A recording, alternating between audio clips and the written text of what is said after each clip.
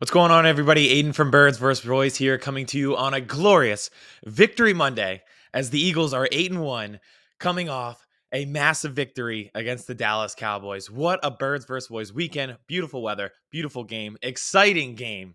And the Eagles are victorious, 8-1 heading into the bye. And let's start there before we get into the game, because I think people have some complaints about this team, aren't fully sold on this team. But like Jalen Hurts says, let's keep the main thing the main thing.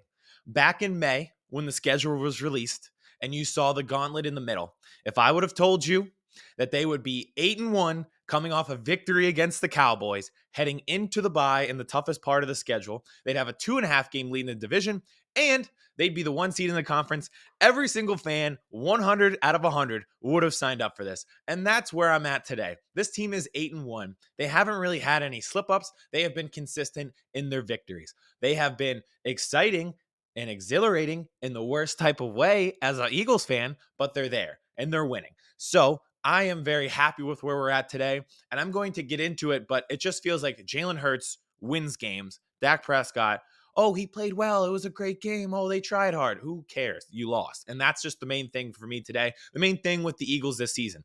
Let's get into the game. A few tone setting things early that kind of, I think, shifted the way the game went.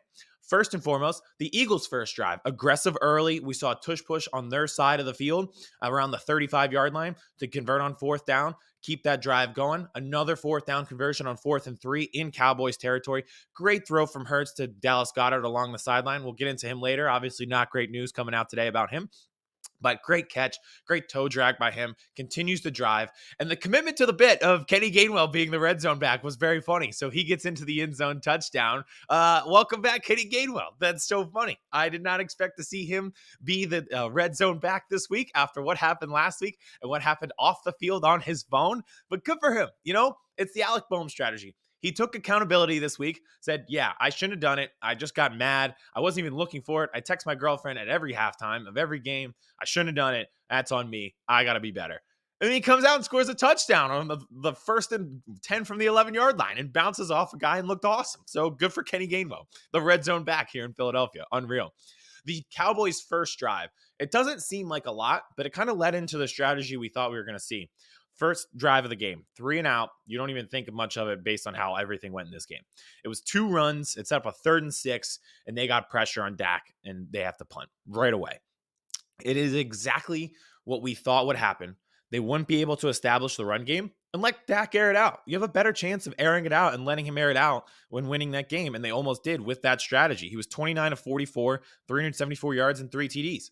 After that, they just really never went back to trying to establish the run game early and downs. They had a little bit of success. You know, Rico Dowdle, I think, had a run, and Tony Pollard, I remember, like, in the second half, they busted a few, but they really had no commitment to the run game, and that's okay. I think that was a better strategy. Just let Dak let it rip. Find CD, find the tight ends. Both Ferguson and CeeDee Lamb had great games. That was a better strategy, and I think they were like, all right, we'll try it early, and they went right into trying to establish the run. It didn't work. Let Dak air it out. We thought that would happen this week when we were talking about the game, and it did, and it almost worked for them. They went up 14-7. They were up 17-10 or 17-14 at halftime. You know, like they were getting down the field, and I thought they were doing a great job. So I thought first half strategy by the Cowboys was pretty on brand for what we thought we were going to see, and it was successful. So the Eagles going out of the half, you just kind of like felt this. I said this to someone. Jalen Hurts limping at the end of the half, and you're thinking, like he barely could get off the field, was limping, and it looked bad. And you're thinking, well, that's got to be bad, right? Your star player, franchise quarterback, limping, barely being able to walk off the field on his own power. Bad thing, right? You just knew, 1, he was going to come back, and 2, when he came back, he would be successful, and 3, because of those things, it would set the entire Lincoln Financial Field off, and it did. They get the ball to start the second half. They score. He runs. He looks great. He looks fine. The leg looks fine. He limps out of the tunnel to start the second half and scores 2 touchdowns to win them the game. And for all the talk about the tush push, and I'll get this here in a second, the throw to Devontae Smith, amazing. Right over the top, and drops it in a bucket. And it's just like we spend so much time talking about this play that nets 1 or 2 yards that you forget how far Jalen Hurts has come as a quarterback where I don't know if he's able to make that throw in 2021, but he's able to in 2023. And it's the difference in this offense. And it was phenomenal. And it gets both of your big name receivers involved. Devontae Smith looked good. AJ Brown looked good. So I thought that was just like, we need to start talking about those plays because we're only talking about this glorified QB sneak. That was the play of the game, the Devontae Smith touchdown. And it was amazing. And then they go back to just getting into some things that they haven't been successful with, red zone efficiency. So we're looking at a team that struggled last week, fumbled 2 times within the 5. All right, this week you have 3 touchdowns within that 5-yard line, or within the 20-yard line, I should say, and 2 within the 5-yard line. One of them being the AJ Brown touchdown, where I was like, yeah, why didn't we do this last week? That's kind of what we were looking for on that Gainwell fumble. I thought it was really, really efficient and a great play design down there in the red zone.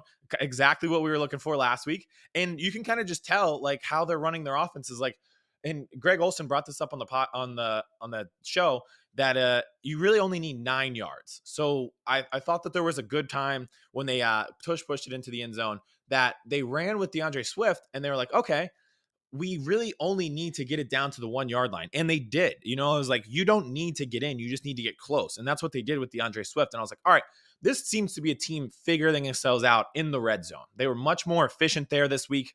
It was crucial because you needed to be efficient. This was a better Cowboys team than the Commanders. We saw that. We saw that they were able to get pressure at times, get the Eagles off the field.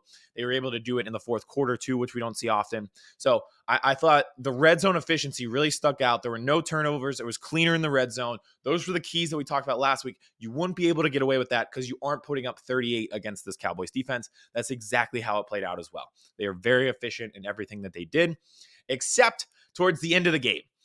That was almost a disaster. We're so used to seeing the Eagles going on what we call the fuck you drive, where it lasts like 6-7 minutes, ices the game, cleans the clock out, and you're done. Like you just never see the ball again as your opposing team's offense. And we didn't get that from the Eagles. In fact, we almost got the opposite, where they almost fucked themselves, where DeAndre Swift runs into AJ Brown, fumbles at the 30-yard line, and would have given the Cowboys the ball back in a 28-23 game, needing a field goal or needing a touchdown. That would have been a disaster. And that's something you don't see from the Eagles very often, is the lack of efficiency down in the fourth quarter. So I'm so used to that 7-minute drive that when we got the ball back out, when it was 28-23, I was like, oh, this game's over. This game's over. And it almost did not occur. Now, the defense, I want to get into this because I think this is where the complaints are coming in. The secondary, some stupid plays. 50 seconds left, and they almost penalized themselves down the entire field. I don't think I've ever seen anything like it.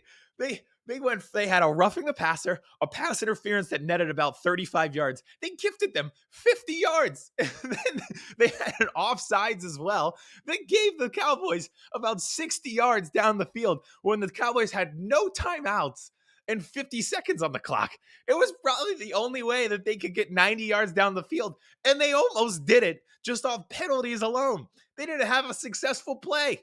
They just hit Dak Prescott after the play. James Bradbury gets injured and gets called for a pass interference. And Jalen Carter, for some reason, just goes off sides. What are we doing, guys? That was almost the biggest disaster in a 2-minute hurry-up situation that I've ever seen.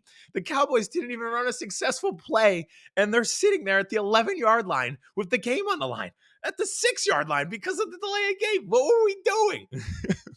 But in the end, let's think about this. The Eagles get a sack and get themselves off the field to seal the game for the 4th time this year. They did it at the first game of the season. It's how the season started.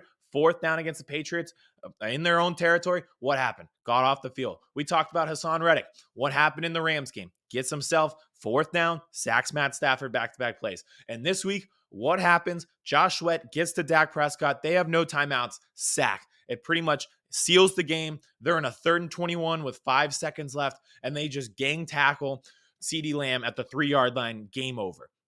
It is once again a situation where the defense, as many complaints as you'd like to have with them, got themselves off the field in the biggest moment and got a sack in the biggest moment to seal the game. It's the 4th time it's happened this season where the defense has gotten a sack to seal it. They've done a phenomenal job of closing the game. And again, if the Phillies knew how to close the game like the Philadelphia Eagles defensive line, we would be doing a World Series parade this past weekend. But I think we need to shout out Josh Sweat, who's been awesome this year and got that sack on Dak Prescott when everything was looking horrible.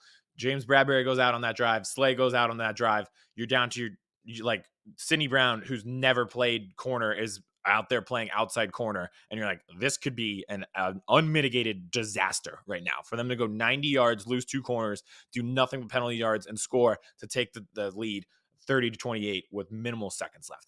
But they get the sack in a crucial time. Shout out to Josh Sweat. Last point, and this will probably be the biggest point. The Eagles are 8-1. Jalen Hurts is 8-1. He is the 7th quarterback to go back-to-back seasons starting 8-1 since 1970. This is courtesy of Brandon Lee Gouton, who we were on the show with this week. He wins. Dak Prescott had a great game. He was 29-44 for 374 yards and 3 touchdowns. Who the fuck cares? He lost the game. Oh, it's a game of inches. Oh, he played his heart out. Oh, look at his stat line. Who cares? They lost. And I can say this because I am the basketball version of the Cowboys. With Joel Embiid and the Sixers, it's always, oh, well, they came close. Oh, they almost made it to the conference finals. Oh, he played such a great game and they close and they almost won. Who cares? There's always a built-in excuse for why they lost the game. Like, oh, it was so close. Ferguson was down at the inch yard line. He lost. Oh, he was so close, but his foot went out of bounds on the 2-point conversion. Who cares? They lost. Oh, he played so well. No turnovers. He outplayed Jalen Hurts in the stat line, 29-44, 374. Who cares? He lost. At some point, there has to be an amount of accountability for the fact that he does not win big games. And this is why they never play in a championship. It's the same every year. It's the same act of them coming close against big teams and in big moments, and they don't do it. And Jalen Hurts has always been the opposite of that. He came out limping out of the tunnel, threw 2 touchdowns in the second half, and they won the game. That's all that matters. We're not doing this like comparing stats. Oh, well, Jalen Hurts is turning it over a lot this year, just like Dak last year. They won the game. It is, there's no, when you're filling out those surveys and it's like jury duty, and it's like, well, have you been involved in this before? And if you answer yes, you're out. It's the same. This is the question. This is the one question survey with the Cowboys and with Dak Prescott. Did they win the game?